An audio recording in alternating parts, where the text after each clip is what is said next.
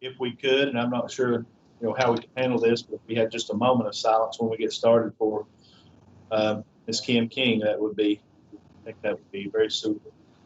We will do that as a reflection of her dignity as a person and her well-being as a superintendent and as a friend. I feel like we owe it to her and her family to do just a moment of silence. So at this time, I would ask for a moment of silence from the body.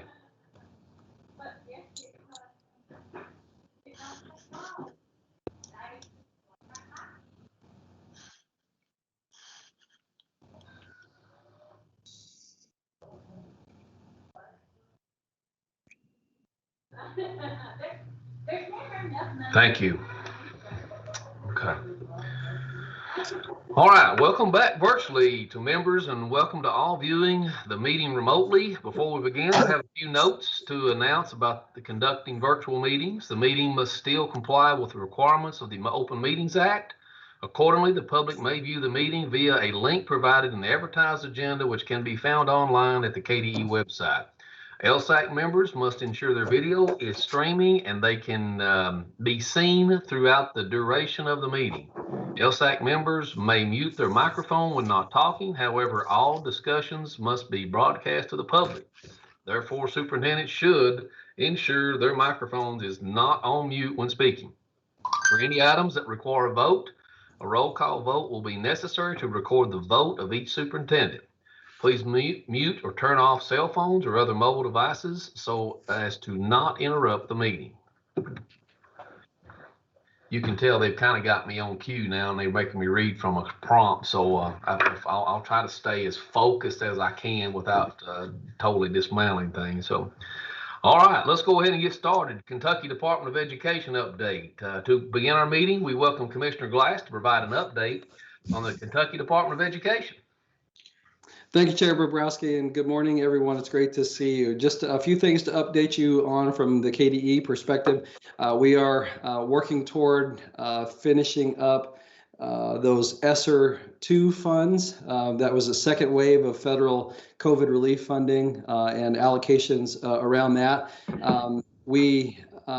As you may recall, we made an incentive available at $75 per student if districts would use 85% of their ESSER 2 funds for direct services to students and restore some in-person learning by April 1st. We had around 120, we still have a few trickling in, but had around 120 districts in the state take advantage of that. Out of a possible $44 million in distribution, we're going to end up distributing probably around $38 million of that. So we're really pleased with the response that we got to those funds. We do have some other projects and programs that are statewide that we'll be looking at for the final distribution of that ESSER 2 batch of funds. And then we'll quickly move on to the larger batch of funds, which is the American Rescue Plan funds. I know that Robin Kinney has updated you multiple times on the latest that we know around some guardrails or fences that the U.S. Department of Education has put around those funds. I know that there's frustration that there's a deadline coming up for what those plans will look like, and there's still not a great deal of clarity around what exactly the uses are. We've made those concerns known to the U.S. Department of Education, and certainly as soon as they make that information available to us, we will turn it right around to you, because we know that there's a high degree of pressure and it's a lot of money to try and move through schools over the next 3 years, and you're impatient and urgently wanting to get started. So we will pledge to work on that as well.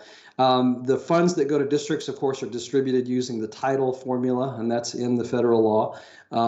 There is a portion of those funds that KDE can set aside at the state level. It's a large portion, given it's over $2 billion in the American Rescue Plan. That means the KDE portion is over $200 million. We're looking at several uses of that are multi-regional or statewide impact. Again, thinking through how we can have direct services delivered to students, how we can have an impact or build the capacity of the educator workforce, raise leadership quality up higher in the state, increase the diversity and increase the retention and recruiting of high quality educators in the state. Those are the priorities that we're looking at with our portion of the American Rescue Plan funds. And we will be starting up an RFQ process to evaluate the multiple proposals that we've received. As we want to treat everyone fairly, we have received some really great ideas from nonprofits or other organizations, some of which have a deep existing presence in Kentucky, some of which are based here and are Kentucky organizations. And honestly, I'd love to fund all of them, but we're going to need some kind of process to evaluate those. So we'll be pushing that RFQ process probably out in mid-June, hoping that we get some decisions made around where those state funds will go later in July and working toward beginning of August at the latest. Again, I know that there's a huge interest in those funds, and I know that you're working toward what your local plans look like as well. Shifting gears and talking a little bit about our equity work at the state, we have the Kentucky Academy for Equity and Teaching with that has been funded with funds from the governor's office. We're grateful and appreciative of that. So that is moving forward really as an effort to increase the capacity of our educator workforce around equity concepts and increase the diversity of our teacher workforce in the state. Dr. Woods Tucker and his team are continuing to move work forward on an equity toolkit, processes that you can use in your districts that will be of support to you. You may have seen my Monday message yesterday, which really talked about some of the reflections that I had around the equity conversation and just thinking about it through the lens of sort of foundational American values and even the words that are written in the U.S. Constitution, that if we take them at their word, when we talk about we the people, that has evolved to mean all of the people.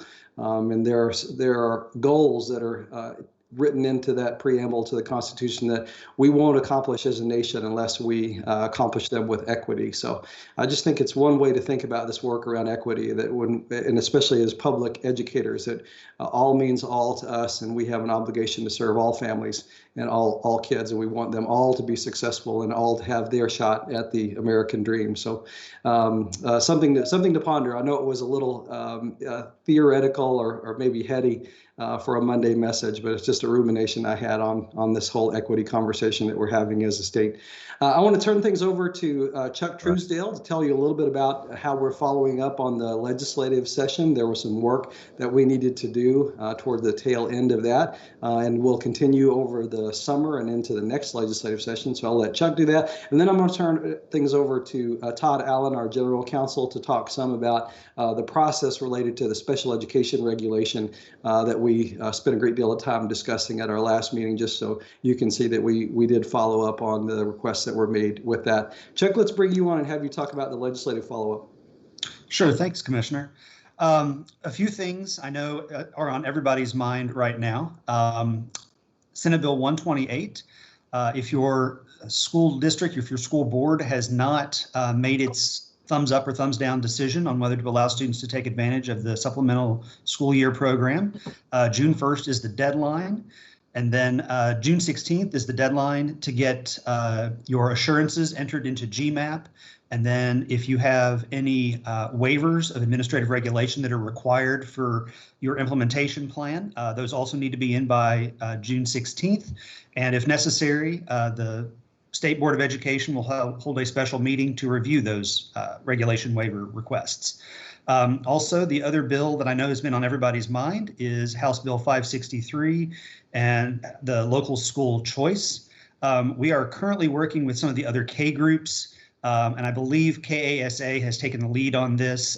You probably will be receiving a survey sometime soon to sort of gauge sort of your concerns or what you're doing right now in terms of non-resident district agreements, reciprocal agreements with your surrounding districts, and sort of what your concerns are going forward so that we can work collaboratively to make recommendations to the General Assembly for the next legislative session, because open borders will not go into effect until the fall of 22. So this is not an issue of unwinding that legislation. That is not going to happen. This is an issue of fine-tuning the legislation, and I think the legislators understood that when they passed House Bill 563 originally, just to deal with any unforeseen consequences that may be coming down the pike, because the language was very broad and vague, and that was by design, from what I've been told.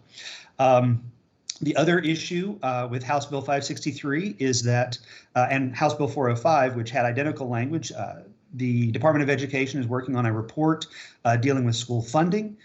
There is a task force, a school funding task force that will begin meeting in mid-June, whereas the legislation had that task force composed of legislators, the Commissioner of Education, 3 superintendents, and 3 school board members, local school board members. The actual appointments are only legislators. There are 8 legislators on that panel. And so KDE will be presenting in mid-June on the SEEK formula, and we hope that that'll be the beginning of a conversation, a deep dive, we hope, on all school funding issues, particularly the issues that local districts are facing as the state funding seems to be declining year over year. So that's one thing that we will definitely be looking at. Currently, I think I have a meeting later this week with Dr. Glass to go over KDE's legislative priorities going forward. And of course, you all know superintendents have never been shy about reaching out to the department about issues of concern to you, and I hope that continues because, again, we all need to work collaboratively to make sure that we're all speaking with one voice on behalf of education and students in Kentucky. So that's about all I had at the moment, but if there are any questions, I'm sure I will be around for the entire meeting. Thank you, Chuck. We'll hold to the end for any questions, and we'll keep you on for that. I want to turn things over to Todd Allen, our General Counsel, now, just to follow up on that request that the LSAC had at your last meeting related to that regulation that the Kentucky Board of Education was considering around prior written notice for educational placements for students with disabilities, and the request that you had for us to seek other attorneys' opinions on that. And Todd can come on to talk about how we accomplished that and then action that the state board took following your LSAC meeting. Sure. Thank you, Commissioner, and good morning, LSAC members. As the Commissioner indicated, we're talking about the regulation for IDEA procedural safeguards that is administered by the Office of Special Education and Early Learning. At LSAC's last meeting, your all's action around that regulation was to take no action, but to recommend that the state board have it reviewed by a panel of attorneys to opine on the federal compliance in that regulation, specifically around prior written notice. There were some questions at your all's last meeting about prior written notice and whether or not the ARC has to take action before prior written notice is triggered. Of course, the state board meets shortly after LSAC does, I think just 2 weeks later in the case of the last meeting. So there was also a time interest involved. Based on LSAC's recommendation, the commissioner preemptively went ahead and had us take a look at that regulation and reach out to attorneys, 3 separate attorneys representing state boards and departments of education in other states for their feedback on the topic. And all 3 of them indicated that the department could not limit prior written notice to situations where only an ARC makes a decision and remain compliant with the federal regulation. We took that matter to the state board at their last meeting, and they were satisfied with the review. Of course, they heard the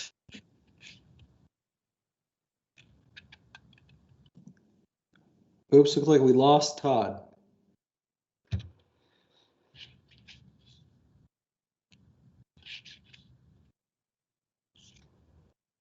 We'll give Todd a couple of minutes to come back in. I'll just finish up by saying that the State Board of Education did review that matter, had a discussion about it, and they moved to approve the regulation that the Kentucky Department of Education and I put forth before them.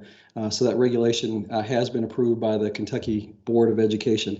With that, Chair Bobrowski, we'll turn things back to you. We may want to see if there are any questions about any of those matters that are raised, ESSER, ARP, equity, the legislative follow-up. Chuck is still on with us if there are any questions about that. And if we can get Todd back, we can have some discussion about that special education regulation as well, if anybody has any follow-up on that. But Mr. Chair, that concludes my update.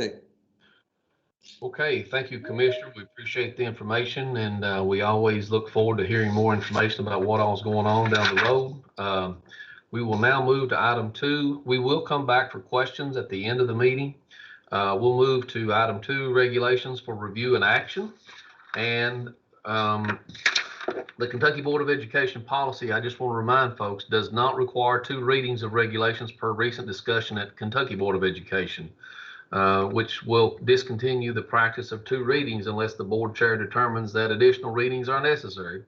The following regulations, although first reading, will not have a second readings and will require action by the council. So the first item, we would have repeal of 704 KAR 7:120, home hospital instruction, and we have Ms. Robin Kinney and Ms. Greta Hilton as presenters. Thank you very much, Chair Bobrowski. We have 2 regulations before you today. They are related to each other. The first is repeal of 704 KAR 7:120. And the reason this is before you today, House Bill 458 from the 2020 session amended and renumbered KRS 157.270 to become KRS 158.033. The renumbering and movement of the statute was to simply move the statute from its then current location in the special education statutes and move it to statutes with application to all students, including special ed. So that provided a bit of clarity that this really applies to all of your students. The repeal of 704 KAR 7:120 permits the corresponding creation of a new regulation to align with the new renumbered statute. So the first action is simply to repeal the old regulation, and then we'll talk about the next action, which would actually put a new regulation in place to correspond with the new statute. But I'm happy to answer any questions. Any questions from the body? Does Ms. Hilton need to speak, or does she need time to explain, or is that later on? Greta, Associate Commissioner Greta, if you're on the line, if you'd like to weigh in on the first repeal, I invite you to weigh in at this point in time. Thank you. No, I don't have anything to add. Ms. Kinney did a nice job explaining that this is simply repealing the regulation for the numbering. Okay. All right. That sounds fine. I want to give everybody an opportunity there. So if no other discussions or no questions, do I have a motion and a roll call vote, please? Do I have a motion to approve repeal of 704 KAR 7:120, home hospital instruction? Kelly Ransdell motion. Okay, we have a motion by Ms. Kelly Ransdell. Need a second, please? Danny Atkins, second. Thank you, Mr. Danny. Any discussions today? At this time, we'll have a roll call vote. Meredith, please. Danny Atkins. Danny Atkins, yes. Tim Bobrowski. Tim Bobrowski, yes. Harry Burchett. Harry Burchett, yes. Tom Cochran. Tom Cochran, yes. David Cox. David Cox, yes. Keith Hale. Keith Hale, yes. Sheila Mitchell. Sheila Mitchell, yes. David Raleigh. David Raleigh, yes. Kelly Ransdell. Kelly Ransdell, yes. Okay, Chair, all members present have voted. Okay, thank you. Okay, let's see. So we now move, it looks like, to 702 KAR 7:50, which is the home or hospital instruction. And again, we have Ms. Robin Kinney and Ms. Greta Hilton available for discussion of the proposal. Thank you very much, Chair. This next action is to move ahead with the new regulation to replace the one that was just repealed. And Associate Commissioner Greta Hilton and I are on the call, but we are going to turn it over to our policy advisors. I'd like to introduce Mr. Matt Ross from the Office of Finance and Operations and Tracy Goff Herman from Greta's office, the Office of Special Education and Early Learning. And they're going to walk you through the changes or the new regulation itself and the changes that were made to align with the new statute. Good morning. So I think I'll back up a little bit and talk about House Bill 458 from 2020, just to sort of remind you of what that bill did, and then sort of why we need to be doing what we're doing. So House Bill 458 in 2020, prior to that session, OFO and I think OSEAL had been hearing from, DPPs and districts that there were some concerns about the operation of home and hospital. And some of the things we were hearing were that the requirements around who could sign a home or hospital application when it was a mental health related issue. In certain areas, I think, it required a psychiatrist or psychologist, but in certain areas, those providers are just not readily available. And then I think there was some confusion about who made the placement decision for IEP students. And then finally, there was the home and hospital required a teacher to be present either in the home or the hospital to deliver the instruction. So House Bill 458, what it did was it sort of, enlarged the pool of people that could sign an application for mental health reasons, but still tried to keep it to mental health professionals. So it includes like nurse practitioners and PAs that have had mental health training. Then I think it makes it really clear that the placement for home and hospital for kids with IEPs is made by the ARC. And then finally, it allowed for electronic delivery of instruction. So the action of when the statute was enacted and it repealed and replaced the prior statute meant we needed to update our reg. So I think there's not a lot new in our regulation, and I'll go through it section by section, but there are some things that we had to take out because sort of a tenet of a regulation is that it cannot repeat what is also in statute. So some of the things that we took out were like it dictated who could fill out the application and sign the application, what kind of providers before. That's no longer in here because it's in statute. So if there are things that are not in here that you noticed that were in the previous version, it's probably because it's already in statute. And so we just can't repeat ourselves. So I'll start with section 1. Most of its is just from the old statute, but I think one thing you'll want to note is number 3, where it says a student referred for home or hospital and not in attendance at school shall not be counted for attendance purposes prior to the date recommended by an eligible health care provider on an approved application. Previously, I think it said that you couldn't count attendance until the application was approved. So this allows that to go back. If sometimes I think kids are getting home and hospital services before review committees meet, in this way that you can count their attendance. And then in 5, it's pretty clear. The regulation tries to make clear that for students with disabilities, the ARC controls the placement. So there's sort of 2 paths here. There's kids with IEPs and then gen ed kids. So I think that moves us into section 2, which talks about the hospital review committee. That's for gen ed kids and how they make their the placements or recommendations. You'll notice in 4, where it talks about when eligibility ceases for kids that are working or playing sports. We expanded that to include participates in extracurricular activities. I think there were some questions from DPPs on that one. So we just wanted to add some clarity. And as you go through, it's mostly the same or similar to the prior version.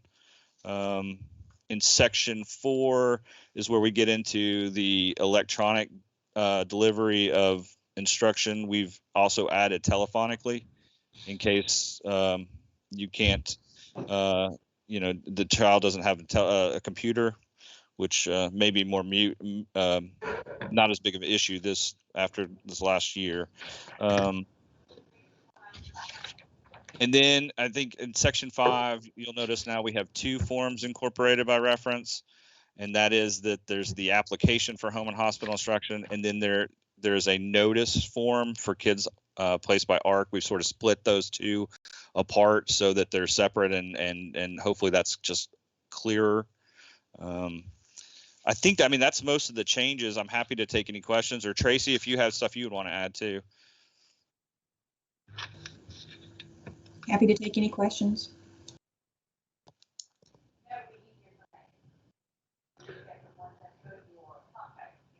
Any questions from today's group?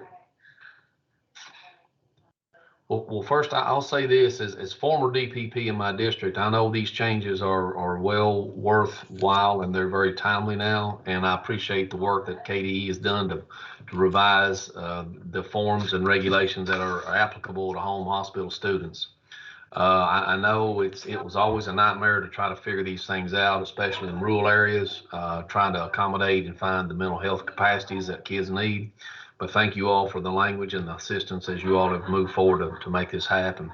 I'm going to tell you all a real brief story, then I'm going to move on to a vote. So in 1983, I was diagnosed with type 1 diabetes as a sophomore in high school. So I had to go and got entertained real quickly to home hospital. Had no idea what it was, but I'm in the hospital there at UK there for a week and trying to get my blood sugars regulated because nobody knew what was going on. And all of a sudden, this lady comes in from Fayette County Board of Education. Had no idea, never seen the lady before.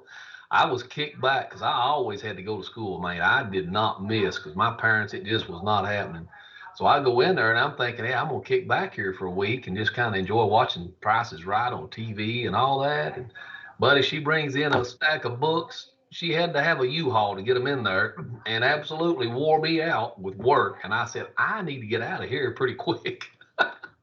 So that's just a funny story, just to lighten the mood a little bit, but it's true because I know in Fayette County, I had no idea about the time, but boy, she was a stickler and she was going to make sure I did my work. So that was in 1983.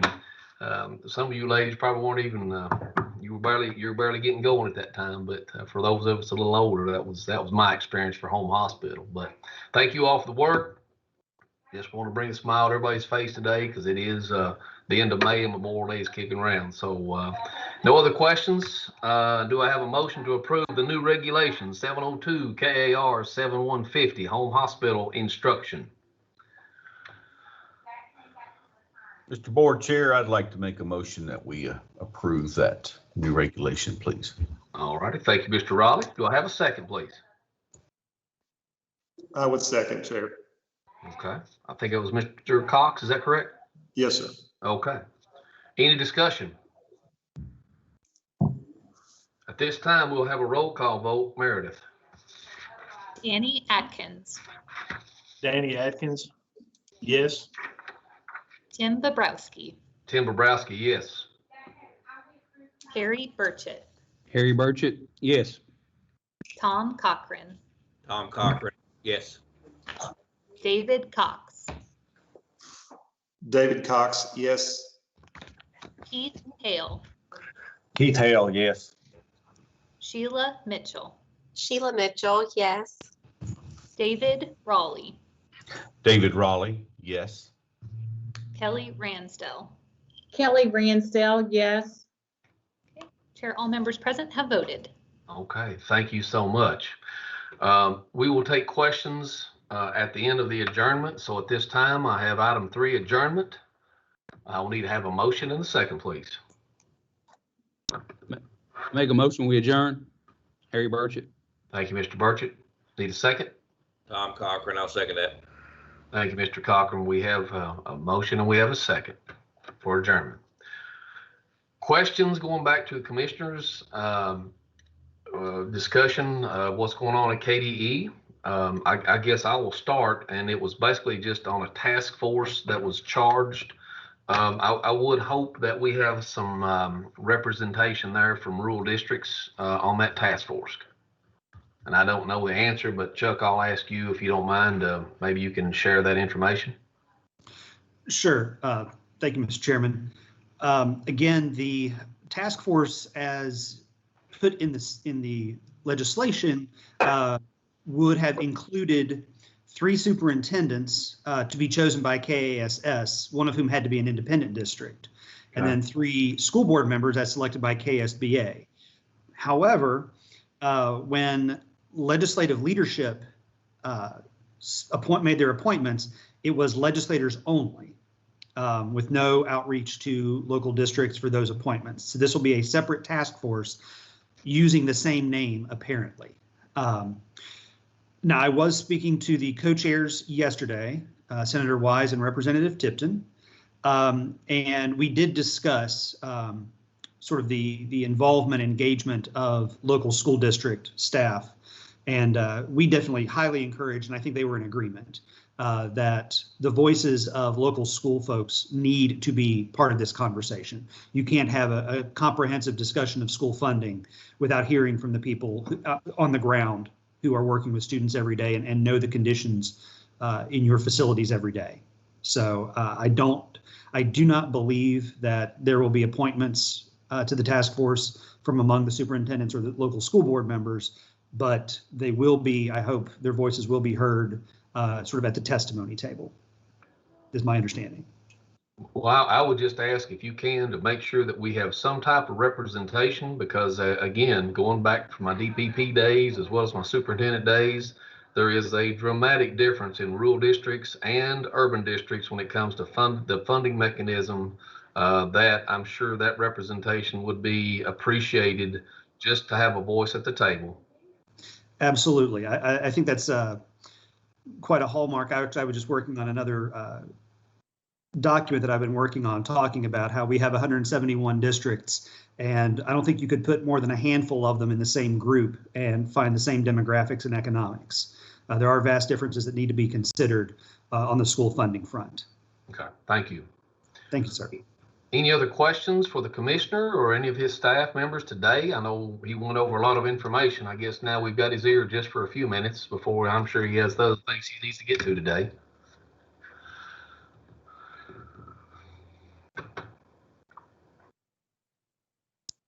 The only thing I would ask is real quickly, if I could maybe send you an email and have you give me a call at your convenience, Commissioner Glass, on that committee we were speaking about earlier.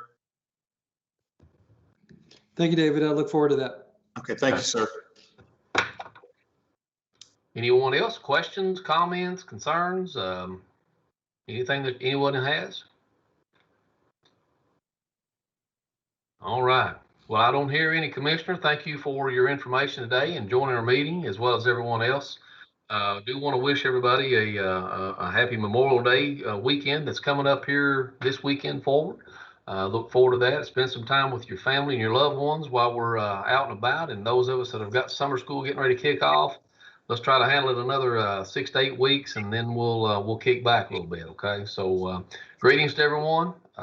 Thank you so much for attending today. And I guess this will conclude our meeting. Thank you. Thank you. Thanks, Tim. Thank you. See you in July. Thank you.